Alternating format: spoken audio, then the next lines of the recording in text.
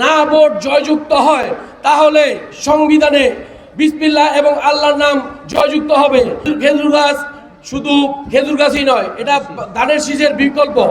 তাই আমরা বলবো আপনারা খেজুর গাছে ভোট দিবেন, ধানের শীষ জয়যুক্ত হবে। আমি খালি একটি কথা বলবো, আগামী 12 তারিখ আপনারা মুক্তি মনির হোসেন কাশিমি ভাই যে মার্কা পেয়েছে খেজুর গাছ, খেজুর গাছ শুধু খেজুর গাছই নয়, এটা ধানের শীষের বিকল্প।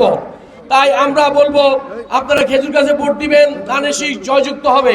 আর একটি কথা বলে আমি শেষ করব, আগামী 12 তারিখ গণভোটের একটি আয়োজন করেছে।